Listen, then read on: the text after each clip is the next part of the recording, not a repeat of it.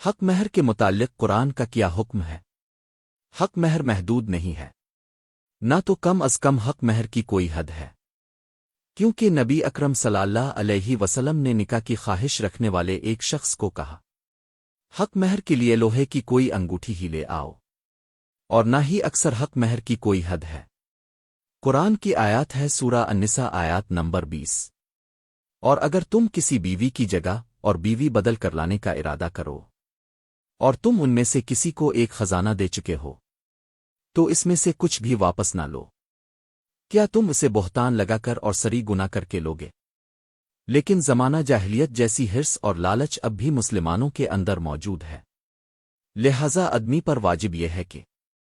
وہ اپنی بیٹی کی شادی کسی ایسے شخص سے کر دے جو اپنے مال میں سے کچھ اس لڑکی کو بطور حق مہر عطا کرے، اور اگر وہ اس کو دینے کے لیے کچھ بھی نہیں رکھتا